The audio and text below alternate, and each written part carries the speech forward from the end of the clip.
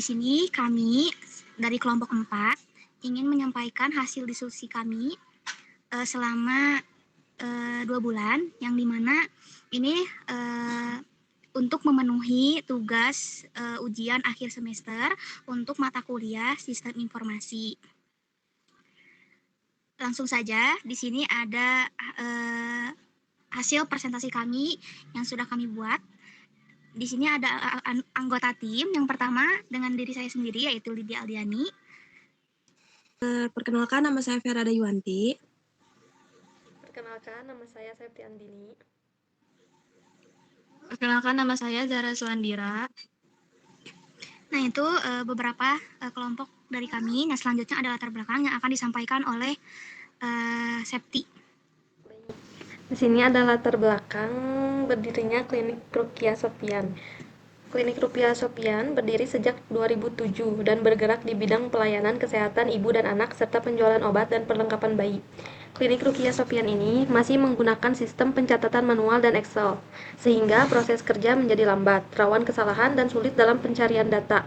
Kemudian sistem ini dibuat untuk mempermudah pencatatan, meningkatkan akurasi data, serta mengintegrasikan administrasi dan stok obat secara otomatis. Selanjutnya ada rumusan masalah yang akan disampaikan oleh saya sendiri. Di sini permasalahan utama yang dihadapi adalah proses pencatatan yang masih manual hingga menyebabkan pekerjaan itu lambat dan sering terjadinya kekeliruan ataupun itu pencatatan stok obatnya atau pencatatan dalam pasiennya gitu. Nah, kunci dari masalah untuk kasus ini itu yang dimana pencatatannya itu masih manual, masih menggunakan buku, ataupun itu kalau misalnya menggunakan aplikasi juga hanya menggunakan Excel. Jadi itu adalah masalah yang memang sangat menurut kami itu masalah yang harus diselesaikan dan sangat krusial untuk di sebuah klinik gitu. Selanjutnya, Tujuan dari pengembangan sistem ini untuk mendigitalisasi proses administrasi klinik, meningkatkan efisiensi kerja, serta mempermudah pengelolaan data pasien dan stok obat. Sistem ini juga bertujuan untuk meningkatkan kualitas pelayanan kepada pasien. boleh selanjutnya. Baik, di sini untuk metode pengembangannya itu sendiri, kita di sini menggunakan metode pengembangan Agile yang berstruktur Scrum. Kita memilih metode ini karena dinilai mampu untuk menyesuaikan kebutuhan dari klinik tersebut, yang dimana data yang dikumpulkan itu secara bertahap dan masih berkembang dan berkelanjutan. Maka dari itu kita memilih metode ini.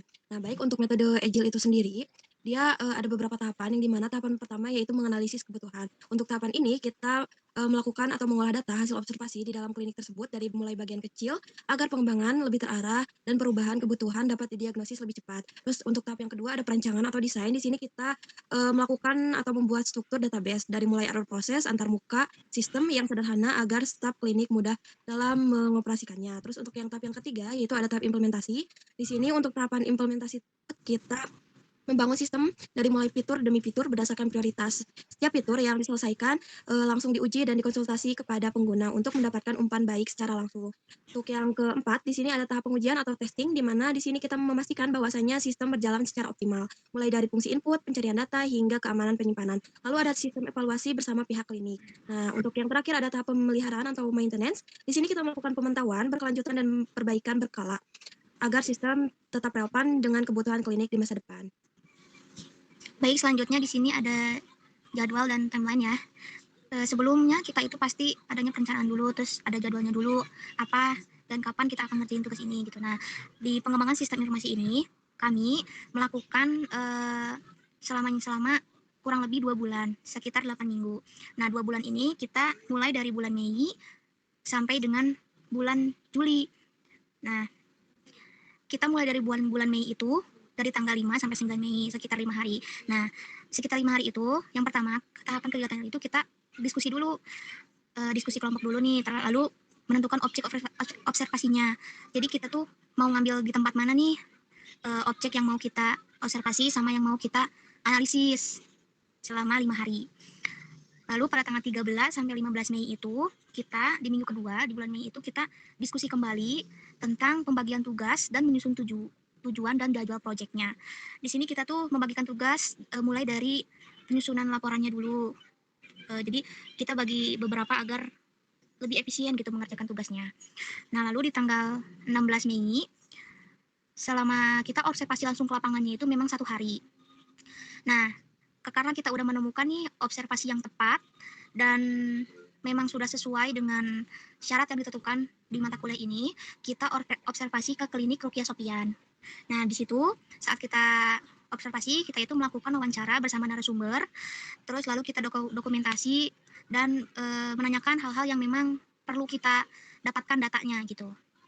Dan kita juga mencari tahu bagaimana arus bisnis mereka, lalu pencatatan mereka bagaimana. Nah, di situ kita melakukan observasi yang memang sangat detail gitu, agar tugas yang kita kerjakan ini memang benar-benar sesuai dengan apa yang ada di klinik tersebut gitu. Nah, lalu pada tanggal 18 sampai 25 Mei itu sekitar di minggu ketiga dan minggu keempat kita tuh melakukan analisis topiknya nih. Karena kita sudah mendapatkan data-data yang ada di klinik Sopian ini, kita analisis lagi data-data tersebut. Analisis mulai dari pencatatan manualnya, lalu mulai dari alur bisnisnya seperti apa, kita analisis lagi. Nah, lalu kita udah nih menemukan identifikasi permasalahannya itu apa, yang sudah disebutkan tadi bahwa permasalahannya itu memang mereka tuh semuanya masih manual dan tidak otomatis gitu. Nah, di sini kami itu ingin menyelesaikan kasus tersebut gitu di klinik tersebut. Lalu ada evaluasi juga nih, evaluasinya tentang laporan yang selama kita buat di minggu kedua, kita evaluasi kembali ini pengerjaannya baru sampai mana gitu. Nah, lalu di minggu di tanggal 15 sampai 20 itu kita itu baru membuat perancangan sistemnya di bulan Juni. Nah, kita membuat perancangannya itu tidak langsung ke sistemnya, tapi kita mulai dari kerangkanya dulu. Nah, membuat kerangkanya itu mulai dari flowchart, rancangan database-nya atau ERD, terus mulai dari estimasi biayanya, terus jadwal kegiatannya, pengembangan sistem, dan tabel manajemen project. Nah, di sini kita dibagi-bagi tugasnya. Ada yang mengerjain flowchart-nya, terus ada mengerjakan ERD-nya, estimasi biayanya, dan jadwal kegiatannya gitu. Nah, lalu di tanggal 20 Juni ini, baru kita pengembangan sistem tahap 1 sampai 4 Juli itu. Nah, masuk pengembangan sistem tahap 1 itu, kan kita tadi sudah membuat perangkatnya. Nah, di sini kita langsung membuat database, fitur-fitur login, dashboard, dan data obat, dan data pasien untuk membuat sistem itu lebih siap gitu. Nah, kita tuh mulainya dari membuat database-nya dulu, fiturnya mau apa aja, terus tabel-tabel yang memang harus kita cantumkan di project ini tuh apa aja. Nah, itu kita mulainya di minggu ke-6 ya, di bulan Juli.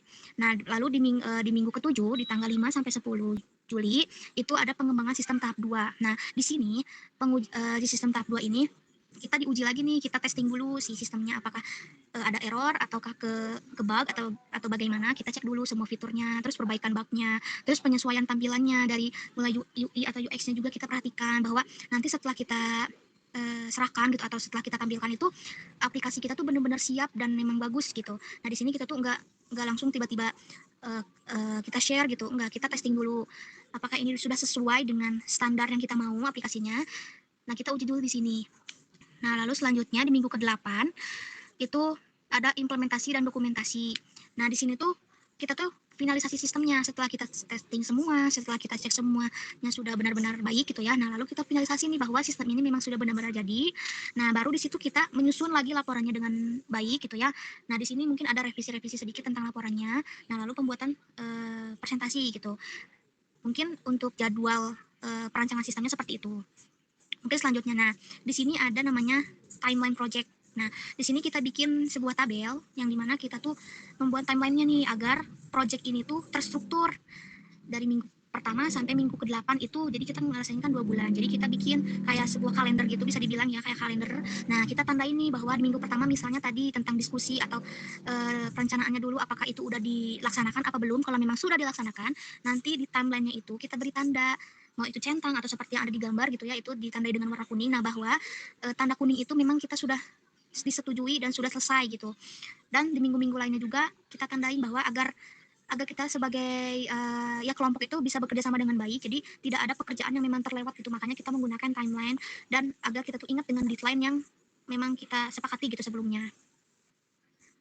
Mungkin udah itu aja ya. Selanjutnya boleh.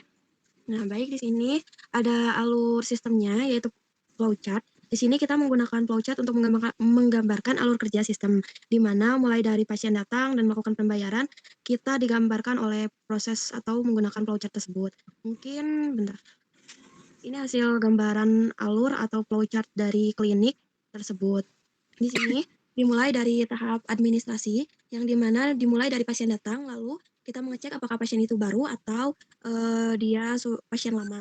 Nah, kalau semisal pasien itu baru, kita akan mengisi formulir tersebut dan dibuatkan rekam medis baru. Tapi kalau misalkan pasiennya itu lama, sistem akan langsung mencari rekam medis berdasarkan nama atau ID. Lanjut, di sini ada tahap selanjutnya yaitu tahap pemeriksaan atau input, yang dimana di sini pasien akan diperiksa oleh bu bidannya itu sendiri atau tenaga kesehatan dari klinik. Setelah itu, data medis dan tindakan yang dilakukan akan diinputkan ke dalam database sistem. Lalu untuk selanjutnya ada penanganan obat atau ALKES atau alat kesehatan. Sistem akan mengecek apakah pasien tersebut membutuhkan obat atau alat kesehatan lainnya. Jika ya, maka akan diresepkan obat dan diinputkan ke sistem apotek. Atau jika itu tidak, maka pemeriksaan akan akan dilanjutkan oleh kasir. Nah, di bagian kasir ini sendiri, data yang udah direkap tadi dari mulai pengecekan, terus pemeriksaan dan lain-lain akan dianalisis untuk memastikan bahwa si pasien itu harus bayar berapa. Nah, untuk selanjutnya si data tersebut akan dicetak berupa nota total biaya dan akan diserahkan kepada pasien. Nah, di sini pasien itu sendiri akan melakukan pembayaran. Yang dicetak itu tadi berupa pembayaran bila si pasiennya itu ingin melakukan pembayaran QRIS ataupun e-wallet lainnya. Tapi jika enggak, maka tenaga medis atau pasien itu sendiri akan langsung menginformasikan bahwa pasien harus membayar total pemeriksaan itu sendiri. Langsung di sini pasien akan melakukan pembayaran, lalu petugas akan mencetak nota dan pembayaran dan penyerahan obat pada pasien itu sendiri. Lalu di sini ada alur atau flowchart dari manajemen stok obat. Di sini kita melakukan alur terpisah karena prosesnya itu beda. Di sini mulai dari pengecekan rutin ketersediaan stok. Apakah stok obat tersebut setelah mencapai batas minimum atau masih aman? Jika ya maka akan hanya dilakukan jika batas tersebut telah melampaui batas minimum, maka sistem akan memicu pembuatan daftar atau pengajuan pre-order. Tapi jika stok tersebut masih aman, hanya akan dilakukan pencatatan rutin. Lanjut ke bagian selanjutnya, yaitu ada bagian persetujuan, yang dimana pada bagian ini daftar pengajuan PO harus melalui persetujuan Bu Bidan dulu. Jadi hasil obat yang udah habis itu akan diserahkan dulu si datanya ke Bu Bidan untuk disetujui apakah mau di restock atau nggak bakal di restock. Kalau misalkan kata Bu Bidannya itu di restock, maka sistem akan dikirim si data tersebut akan dikirimkan kepada apoteker atau supplier. Tapi jika tidak, maka sistem akan berhenti di situ saja. Lanjut di sini ke tahap penerimaan barang, yang dimana saat barang datang dari supplier akan dilakukan pengecekan fisik dari mulai jumlah, terus fisiknya aman atau enggak, dan tanggal kadaluarsanya. Jika itu sesuai, maka barang tersebut akan langsung ditempatkan ke rak itu sendiri. Tapi jika tidak sesuai, maka sistem akan otomatis mengembalikan atau meretur barang tersebut ke supplier. Nah, di sini setelah barang itu datang, baru si petugas itu sendiri akan menyusun si obat-obatnya ke rak itu sendiri. Lanjut mungkin di sini untuk alur selanjutnya ada perancangan database yang akan disampaikan oleh teman saya sendiri. Oke, selanjutnya saya akan menjelaskan ERD atau Entity Relationship Diagram dari sistem informasi klinik yang telah kita buat. Yang pertama ada entitas pasien. Tabel ini menyimpan data pasien seperti ID pasien sebagai primary key, kemudian nama pasien, tanggal lahir, jenis kelamin, nomor telepon, dan alamat. Relasinya yaitu satu pasien dapat melakukan banyak pendaftaran sehingga relasinya adalah one to many. Entitas berikutnya adalah pendaftaran. Tabel ini menyimpan data saat pasien melakukan pendaftaran, yaitu ID pendaftaran, tanggal daftar, keluhan, status antrian, serta memiliki foreign key, ID pasien, dan ID user. Relasinya, satu pendaftaran dapat dimiliki oleh satu pasien, sedangkan satu pasien dapat memiliki banyak pendaftaran. Kemudian setiap pendaftaran ditangani oleh satu staf, sedangkan satu staf dapat menangani banyak pendaftaran. Yang ketiga ada entitas user atau staf, digunakan untuk menyimpan data petugas klinik yang terdiri dari ID user, username, password, nama staf, dan role. Relasinya yaitu satu staf dapat menangani banyak pendaftaran dan juga banyak tindakan. Yang keempat ada entitas tindakan. Entitas tindakan berisi data tindakan medis yang dilakukan kepada pasien yaitu ID tindakan dan nama tindakan. Relasinya, satu pendaftaran dapat memiliki banyak tindakan, sedangkan setiap tindakan hanya berasal dari satu pendaftaran. Selain itu, setiap tindakan ditangani oleh satu staf. Yang kelima ada entitas obat, berisi data obat yang tersedia di klinik, seperti ID obat, nama obat, jenis obat, harga jual, dan stok. Yang keenam ada detail tindakan obat. Karena satu tindakan dapat menggunakan lebih dari satu obat, dan satu obat dapat digunakan pada banyak tindakan, maka dibuat tabel penghubung yaitu detail tindakan obat. Tabel ini berisi ID detail, ID tindakan, ID obat, dan jumlah. Nah, yang terakhir itu ada entitas pembayaran yang menyimpan informasi pembayaran pasien seperti ID pembayaran, total bayar, tanggal bayar, metode bayar, dan status pembayaran. Relasinya, satu pendaftaran memiliki satu pembayaran sehingga relasinya adalah one to one. Jadi ERP ini menggambarkan hubungan antar entitas pada sistem informasi klinik, mulai dari pasien melakukan pendaftaran, kemudian ditangani oleh staf, lalu menjalani tindakan, lalu menggunakan obat apabila diperlukan, hingga proses pembayaran. Oke, selanjutnya Ada terjadi kesalahan, tiba-tiba suaranya hilang, nggak ada gitu, nggak kerekam. Lanjut, di sini ada perancangan antarmuka, yaitu terdiri dari beberapa halaman utama. Yang pertama halaman login untuk keamanan akses, yang kedua dashboard untuk melihat ringkasan data, yang ketiga halaman data pasien untuk mengelola informasi pasien, yang terakhir halaman tambah dan edit pasien untuk input dan perubahan data. Setiap halaman dirancang agar mudah dipahami dan digunakan sehingga dapat meningkatkan kenyamanan pengguna dalam mengoperasikan sistem. Selanjutnya di sini ada estimasi biaya. Estimasi biaya pengembangan sistem ini terdiri dari biaya awal dan biaya operasional. Biaya awal mencakup proses analisis, perancangan sistem, pengembangan aplikasi, serta pengujian hingga sistem siap digunakan. Selain itu, terdapat biaya operasional yang bersifat rutin seperti hosting dan maintenance. Untuk menjaga sistem tetap berjalan dengan baik, dengan adanya perancangan biaya ini, pengembangan sistem dapat dilakukan secara terarah dan sesuai dengan kebutuhan. Selanjutnya di sini akan ada gambar perancangan antarmuka, kemudian estimasi biaya. Yang pertama ada halaman login, terus yang kedua ada halaman untuk dashboard. Kemudian ada yang ketiga, gambar ketiga, tampilan untuk halaman kelola data pasien. Selanjutnya gambar keempat itu ada halaman tambah data pasien. Terus yang terakhir ada gambar halaman edit data pasien. Selanjutnya ada tabel estimasi biaya. Yang pertama itu komponen biaya, deskripsi kebutuhan, estimasi biaya. Yang pertama analisis dan desain sistem, terus deskripsinya penyusunan flowchart, pemodelan struktur database, perancangan antarmuka pengguna, UI atau UX-nya, yang dimana kisaran 1 juta rupiah. Terus yang kedua ada tahap coding atau development, deskripsinya itu proses implementasi pemrograman atau front-end and back-end. Terus untuk fitur administrasi pasien, rekam medis mini, dan otomasi kalkulasi stok obat di kisaran 5 juta rupiah. Terus yang ketiga testing dan quality assurance, yaitu ada uji kelayakan sistem untuk mendeteksi bug atau error, verifikasi validasi input obat, serta memastikan sinkronisasi data transaksi yang akurat di kisaran 500.000. Yang terakhir pembelian domain, yang dimana registrasi alamat akses website unik klinik di internet, contohnya kayak .com atau .id, dengan masa berlaku 1 tahun, yaitu di kisaran 200.000 rupiah. Totalnya di keseluruhan ini ada di kisaran 6.700.000. Selanjutnya ada skenario sederhana atau fitur dasar administrasi dan stok. Ini untuk kayak yang bagian sederhananya aja. Jadi kayak di total biaya setupnya itu ada 3.450.000 kalau yang sederhana. Nah, terus kalau biaya operasional rutinnya per bulannya itu 250.000. Nah, kalau misalnya skenario lengkap kayak fiturnya kompleks atau integritas profesional, biaya setup awalnya itu ada di kisaran 6.700.000. Terus biaya operasional rutinnya itu di kisaran 400.000 per bulan. Oke, selanjutnya di sini ada manajemen risiko.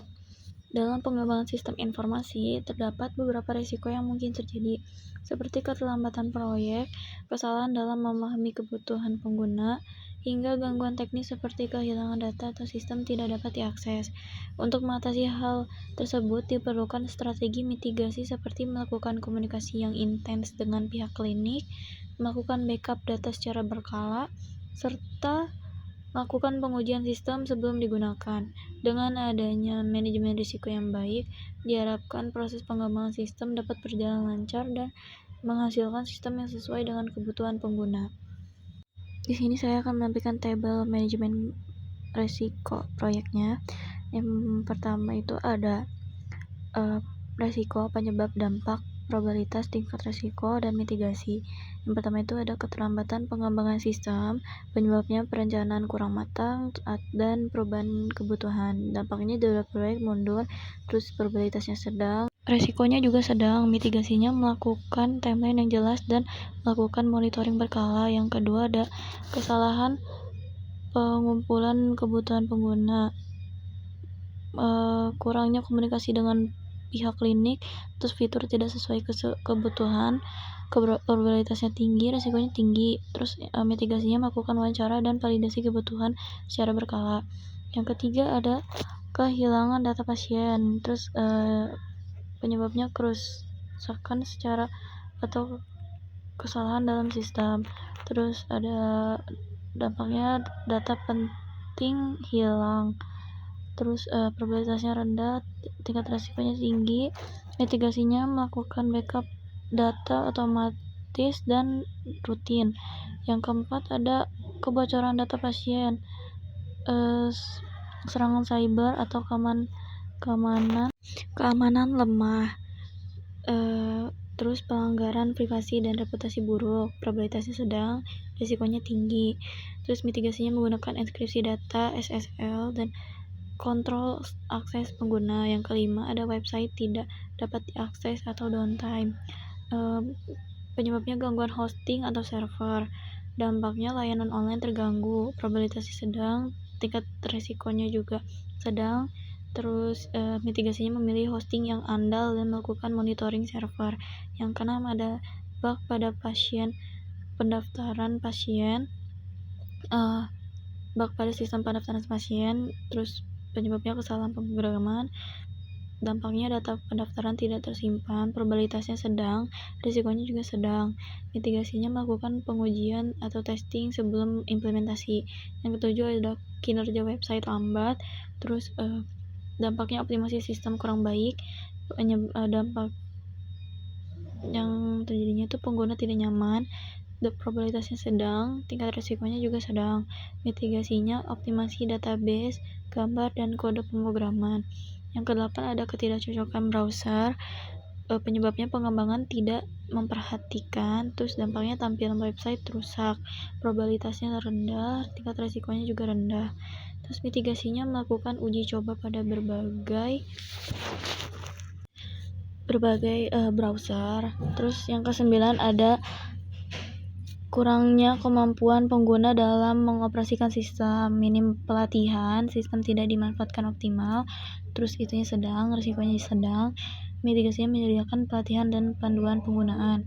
Terus yang ke-10 ada kegagalan integrasi fitur jadwal dan pelayanan, kesalahan desain sistem, terus informasi jadwal tidak akurat, probabilitasnya rendah, risikonya sedang, mitigasinya melakukan penyidikan integrasi secara menyeluruh. Yang ke-11 ada perubahan kebutuhan dari pihak klinik, penyesuaian proses bisnis, terus perubahan waktu dan biaya proyek tinggi, risikonya tinggi, menetapkan ruang lingkup proyek sejak awal dan menggunakan change request.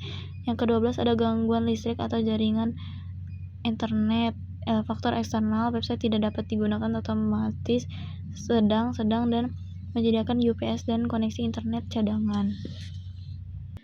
Baik, di sini saya akan menjelaskan mengenai atau menemukan aplikasi yang telah kelompok kami buat, yaitu aplikasi administrasi dan juga inventory untuk klinik bidan Ruqyah Sopyan. Di sini ada halaman pertama atau tampilan pertama, tampilan masuk, di mana kita ketika kita klik masuk maka akan diarahkan ke halaman login. Di sini kita bisa menginputkan admin dan juga password. Nah, lalu ketika kita klik akan diarahkan ke dashboard itu sendiri. Nah, untuk di halaman dashboard itu sendiri ada beberapa fitur, di mana fiturnya itu berupa CRUD untuk data pasien, pendaftaran, tindakan, dan juga stok obat serta kasir. Di sini untuk alur aplikasinya itu sendiri dimulai kita masukkan data pasiennya terlebih dahulu, yaitu klik tambah. Contohnya namanya itu nama saya sendiri. Sebentar.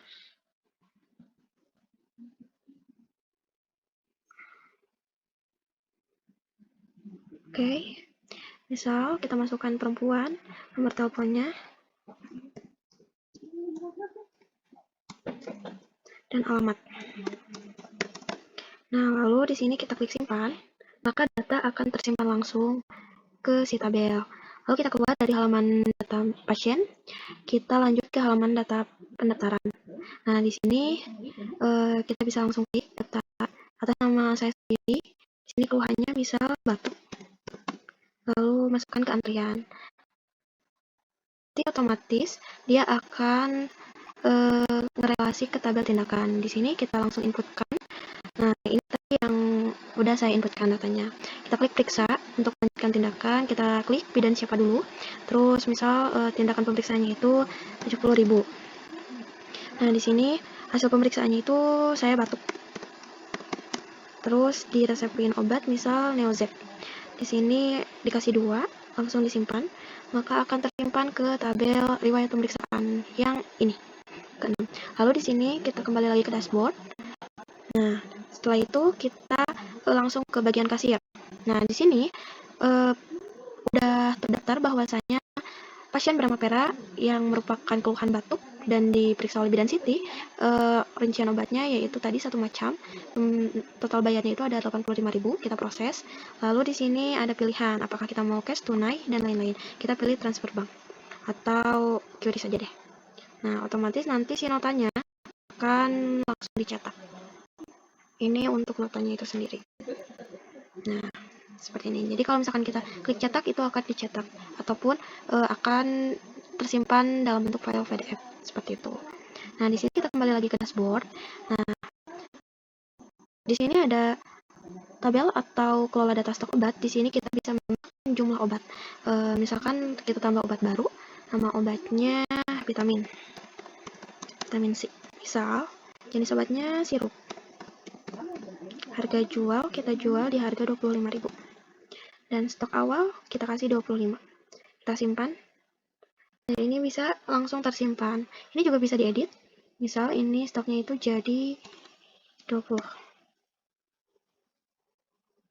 Maka akan tersimpan langsung atau terupdate langsung. Baik, kita kembali lagi ke dashboard. Nah, di dashboard ini dia itu menampilkan halaman berupa button-button yang masih tahu bahwasanya pasien hari ini itu ada 3, terus stok obatnya 3, antriannya kosong, dan transaksinya itu ada 5. Nah, di sini kita bisa cetak laporannya. Maka nanti laporan dari hasil tabel yang ada di dashboard ini akan tercetak, dan ini bisa dilakukan pencetakan per bulan. Tadi pasien-pasien yang telah saya inputkan berjumlah segini. Baik, mungkin segitu saja untuk demo yang aplikasi yang telah kita buat atau yang telah kelompok kita buat. Terima kasih, mohon maaf apabila ada kesalahan ataupun bisa disampaikan untuk masukan dan sarannya agar aplikasi ini dapat berkembang menjadi lebih baik. Mungkin sekian, wassalamualaikum warahmatullahi wabarakatuh. Tadi sudah disampaikan beberapa hal terkait hasil observasi dan proyek pada kasus klinik Ruqyah Sopyan. Jadi kesimpulannya itu bahwa hasil observasi dan penanganan sistem itu dapat disimpulkan bahwa sistem administrasi pada klinik Ruqyah Sopyan ini yang masih menggunakan pencatatan manual ini menimbulkan berbagai kendala seperti lambatnya proses kerja, tingginya resiko kesalahan, serta kesulitan dalam pengelolaan data dan stok obat. Dengan dirancangnya sistem informasi berbasis web menggunakan metode Agile diharapkan mampu meningkatkan efisiensi, akurasi, serta kemudahan dalam pengelolaan data secara integrasi. Sistem ini juga dapat membantu pihak klinik dalam meningkatkan kualitas pelayanan kepada pasien serta mendukung pengambilan keputusan secara lebih cepat dan tepat. Baik, mungkin sekian dari kelompok kami untuk memaparkan hasil observasi dan proyek pada klinik Ruqyah Sopyan. Terima kasih atas perhatiannya. Wassalamualaikum warahmatullahi wabarakatuh.